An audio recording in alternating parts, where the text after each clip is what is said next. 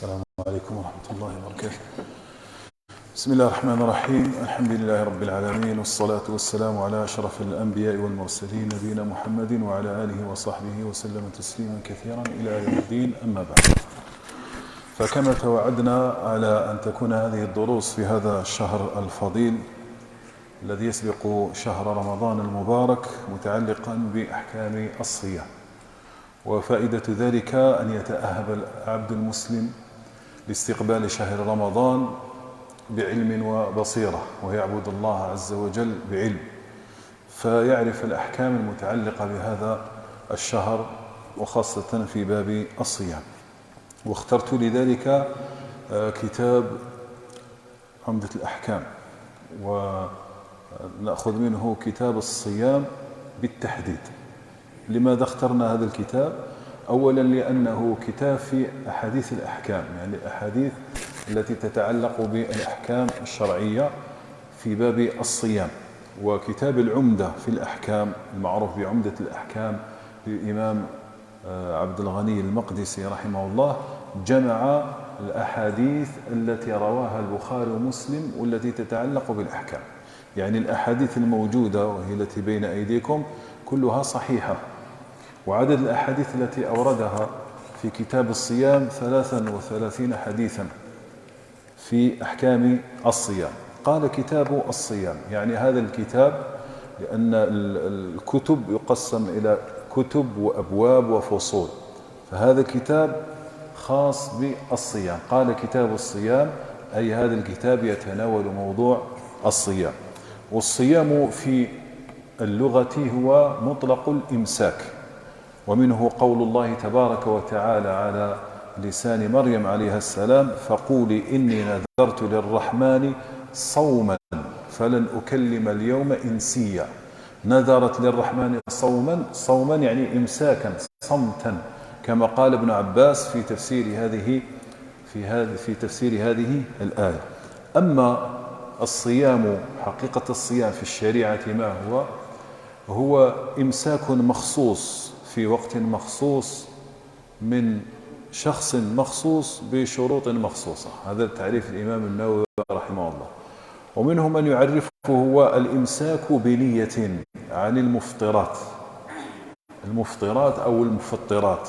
هناك أشياء كثيرة تفطر، الإمساك عنها يعني تركها، لكن بنية، لأنه إذا لم تكن بنية كما يفعله أصحاب الحمية، مثلا إنسان ما يأكلش نهار كامل ولم يبيت نية ولم يأتي بنية، فهذا لا يسمى صياما في الشريعة، إنه يسمى حمية، لأنه لم ينوي الإمساك هذا لله، أنه تعبد. لذلك يعرفه الإمساك بنية عن المفطرات من شخص مخصوص، هو الذي يجب عليه المكلف، الذي يجب عليه، ويصح من الصبي، يصح الصيام من الصبي.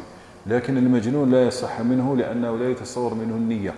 المجنون غائب العقل لا يتصور منه النية. والشخص المخصوص هذا كذلك لا يدخل فيه المرأة حال كونها حائض أو نفساء في وقت مخصوص، سواء كان رمضان في زمن رمضان مخصوص أو في يوم الصيام من طلوع الفجر إلى غروب الشمس. وفرض الصيام كان في السنة الثانية للهجرة، كان في السنة الثانية للهجرة، وكان فرضه تدريجيا، لأنه كان في بداية الإسلام الصيام بين التخيير والإطعام، يعني الإنسان كان مخيرا بين أن يصوم ويطعم، ثم جاء الأمر بالصيام، فمن شهد منكم الشهر فليصمه. وأشرت في درس الجمعة إلى بعض فضائل الصيام، وقد وردت فيها آيات وأحاديث، منها قول الله تبارك وتعالى: يا أيها الذين آمنوا كتب عليكم الصيام كما كتب على الذين من قبلكم لعلكم تتقون. لذلك الصيام أكبر عون على تقوى الله سبحانه وتعالى. أيضا أحاديث النبي صلى الله عليه وسلم: القرآن والصيام يشفعان لصاحبهما. أيضا باب الريان خاص بأهل الصيام، وكذلك يعتبر الصيام مدرسة لتعلم الصبر، كيف إنسان يترك الطعام والشراب والشهوة لله تبارك وتعالى. وفيه كذلك درس للمبتلين بالدخان، أنه في شهر رمضان يترك هذه الآفة من الصباح المساء، يعني فهو قادر على تركها، فلا حجة له أنه يقول لك ما نقدرش يبطل الدخان. هو من الفجر ما يتناولش هذه الآفة حتى المغرب، يزيد يصبر المغرب إلى الفجر، وهكذا حتى يتخلص منه. والصيام كذلك فيه من الفوائد الصحية شيء الكثير، ولذلك تلاحظون أن بعض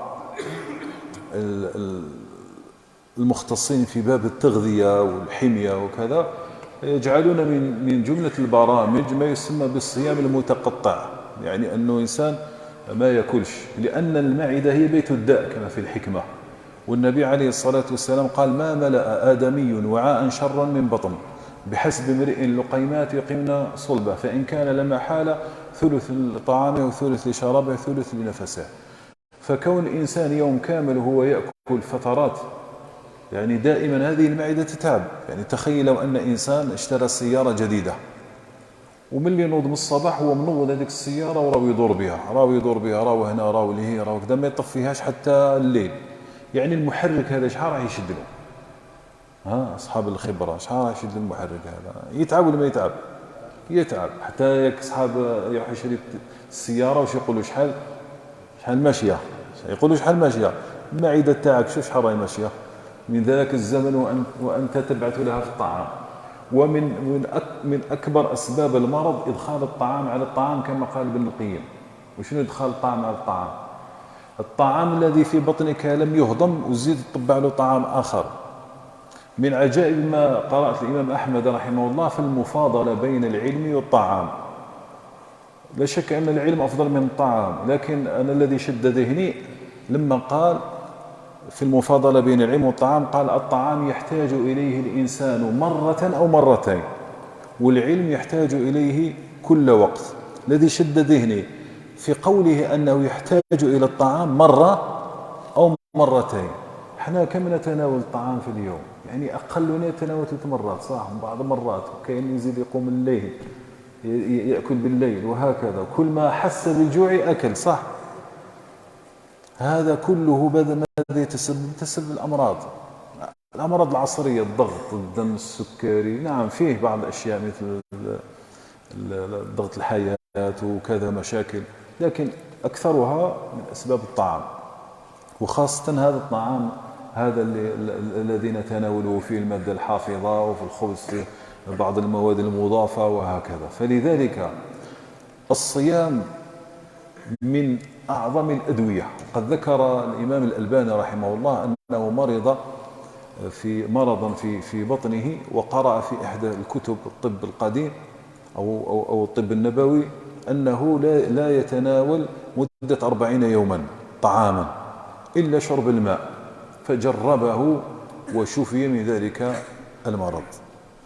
على الأقل الإنسان يستحضر هذه النية، أن الصيام كذلك سبب لعلاجه، وهذا يشجعه لترويض النفس. والنفس هذه كما ترويضها، شوف، ترويضها كثرة النوم تنام، ترويضها كثرة الأكل تأكل، ترويضها قلة النوم تعتاد، قلة الطعام تعتاد، وهكذا. فالصيام فرصة لتهذيب هذه النفس. والبطنة تذهب الفطنة وتسبب الخمول. البطنة يعني كثرة الأكل تسبب الخمول، والخمول هذا يؤثر على ماذا؟ يؤثر على العبادات إلى غير ذلك من الفوائد. هذه ذكرناها فقط تذكيرا بين يدي كتاب الصيام. أول حديث ذكره الإمام عبد الغني المقدسي رحمه الله عن أبي هريرة رضي الله عنه قال: قال رسول الله صلى الله عليه وسلم: لا تقدموا رمضان بصوم يوم ولا يومين إلا رجلا. النسخة الموجودة بين أيديكم إلا رجلا، وفيه نسخة إلا رجل، ويصح من ناحية النحو يصح هذا ويصح هذا. إلا رجلا كان يصوم صوما فليصومه. هذا الحديث يتكلم عن النهي عن تقدم رمضان بيوم أو يومين. الحديث هذا أخرجه البخاري.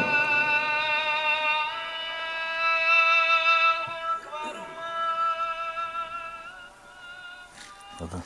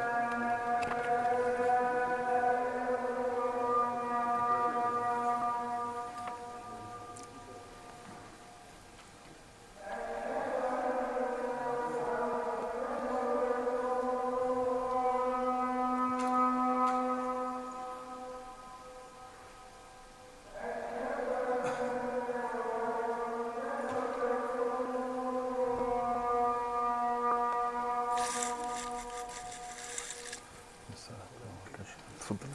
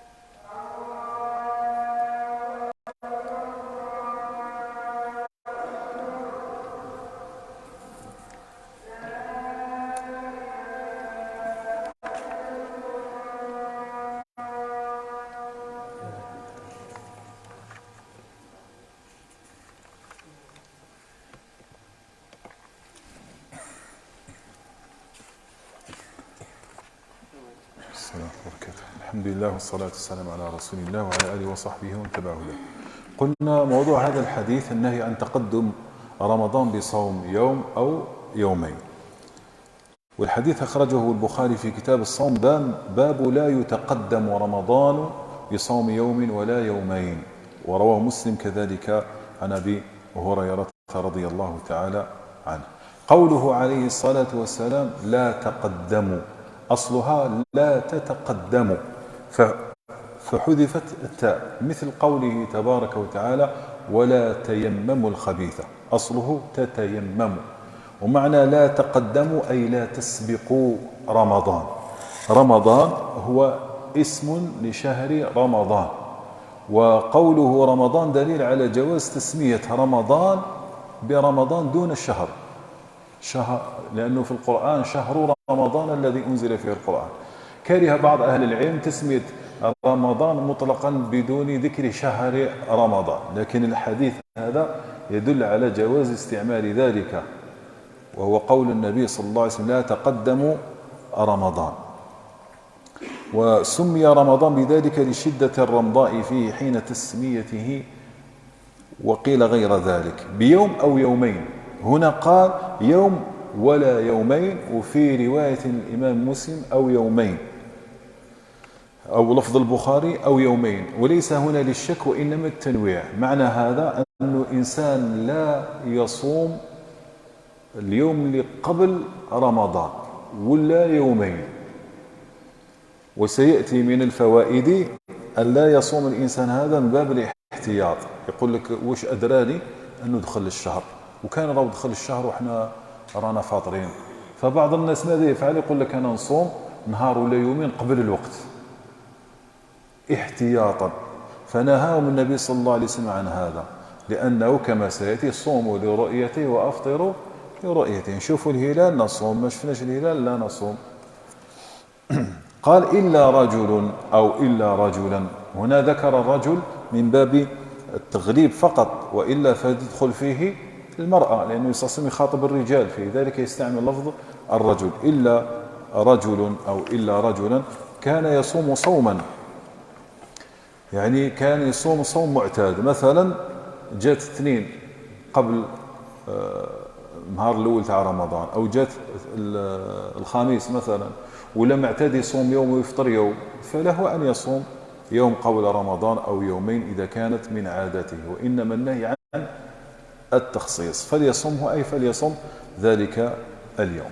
من فوائد هذا الحديث النهي عن الصيام قبل ثبوت دخول رمضان بأن يصوم يوما أو يومين بقصد الاحتياط، هذا هو المنهي عنه، بقصد الاحتياط لرمضان أو بقصد التطوع، وهذا النهي محمول على التحريم، لأن هذا هو الأصل فيه إلا بدليل يصرفه عن ذلك، والاقتصار في الحديث على يوم أو يومين لأنه هو الغالب في من يقصد ذلك، أي في من يقصد الاحتياط.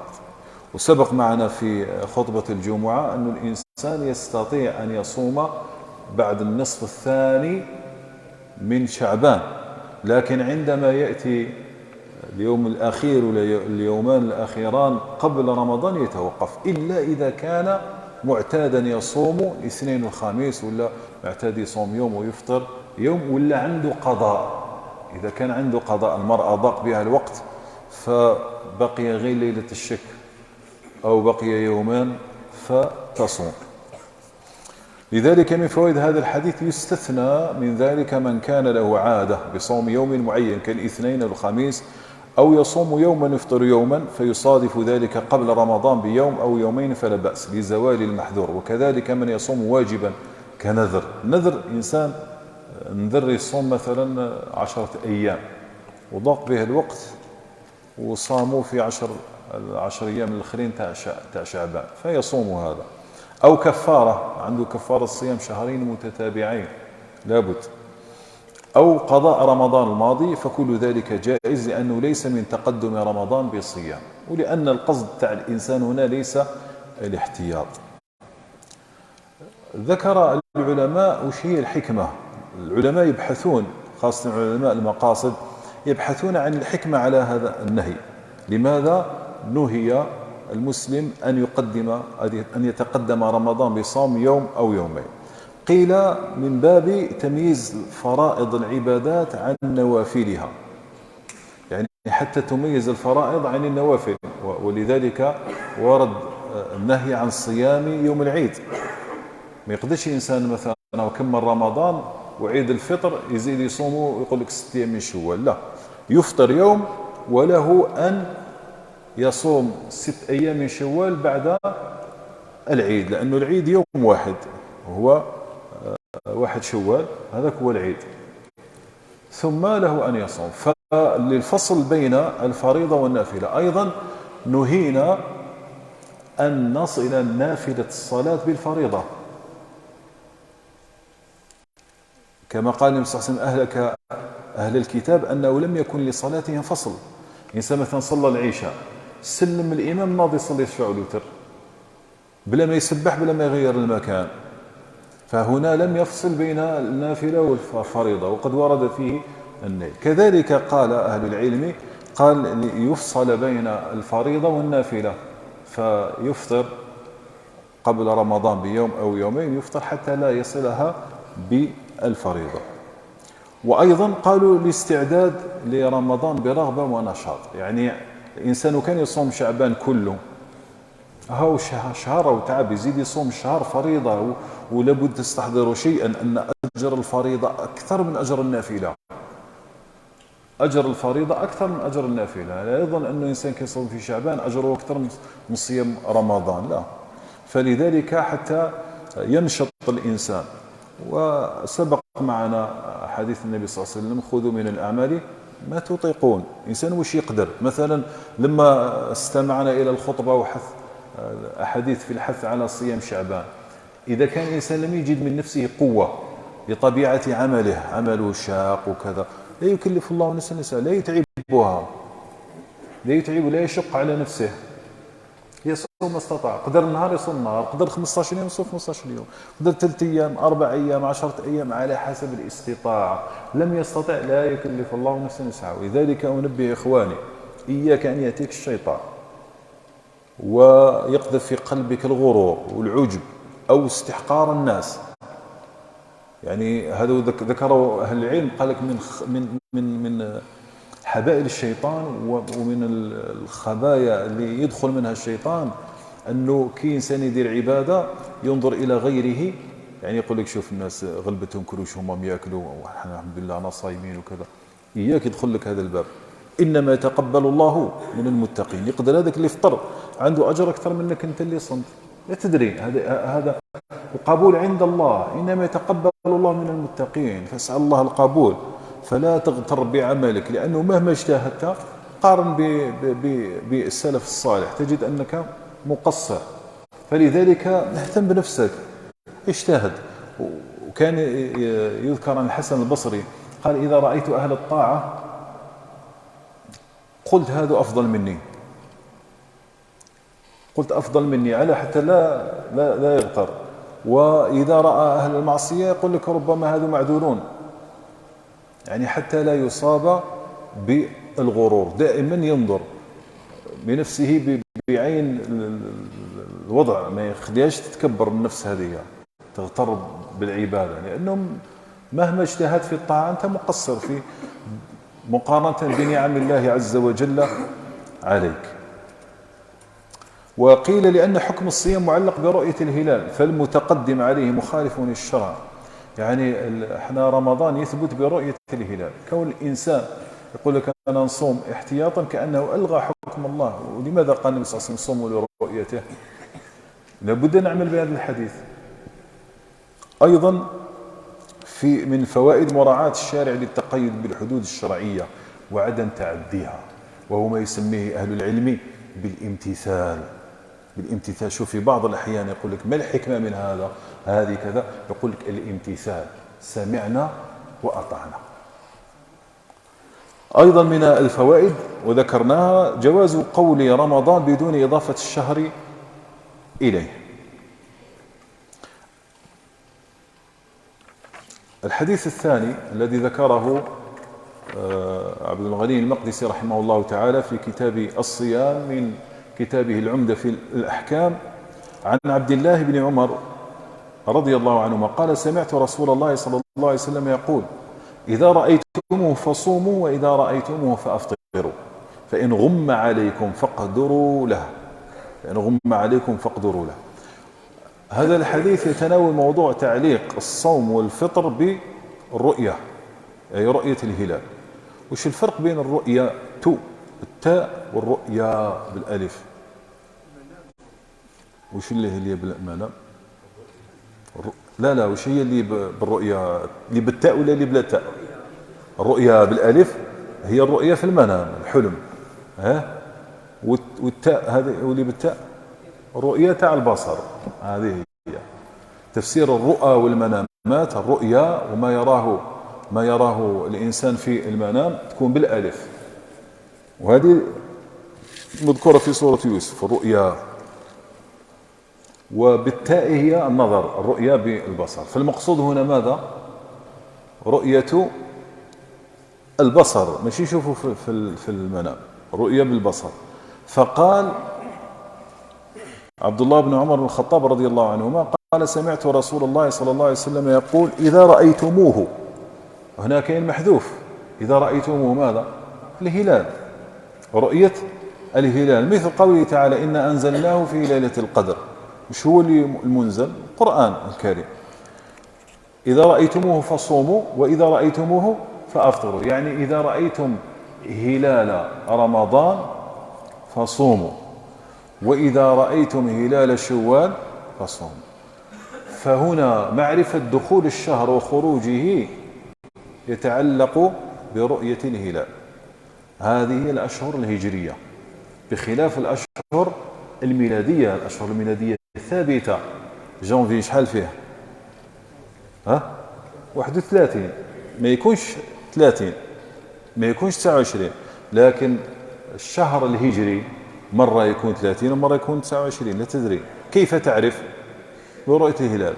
وللأسف بعض الناس لما ما يفقهش هذا الأمر، كي رمضان يقدر الله عز وجل هذيك السنة نشوفوه وصلنا 29، يقول لك أنا كلينا له يوم، ما كلينا لوش يوم، الشهر يا 29 يا 30. هكذا قال الرسول صلى الله عليه وسلم: إن أمة أمية لا نكتب الشهر هكذا وهكذا وهكذا. أشار 3 مرات معنى 30، ومرة جعل 29. الشهر هكذا يا من 29 يا 30. كيف نعرفه؟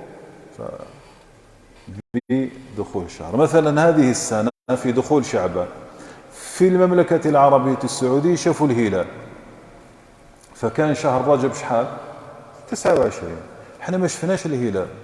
وبالمناسبة احنا عندنا لجنة أهلة، وعندنا في واد سوف. علاش دائما الناس يقول لك علاش في واد سوف غير يشوفوه كل عام في واد سوف؟ علاش السؤال هذا؟ يا جماعة لازم الإنسان يتكلم بعلم وما يتجرأش في مسائل كبار عليه. كاين إخوة نعرفهم في واد سوف عملهم يترقبوا الهلال كيما في السعودية، ناس مسخرين نفوسهم يترقبوا الهلال، لأنه تدرون وقتاش يظهر الهلال؟ يظهر في واحد الزمن ضيق قبل المغرب، زمن ضيق. فكاين مجموعة في واد سوف، لأنه هذيك المنطقة اللي يظهر يعني يكون فيها الصفاء يشوفوا الهلال. فلذلك مثلا هذه السنة ما شافوش الهلال، فأكملنا عدة شعبان شحال؟ 30. وبعد يقول لك نستناو دوك الآن في رمضان راح نختلفوا. لا تستعجلوا، تم يحلها الله عز وجل. واحد فينا ما راحش يشوف الهلال، وبعد يعاود يولي الحساب كما هو الشأن. راهي وقت الإقامة، خلوه الدرس القادم. نسأل الله عز وجل أن ينفعنا بما سمعنا. والله أعلم. سبحانك الله بحمدك، أشهد أن لا إله إلا أنت، أستغفرك وأتوب.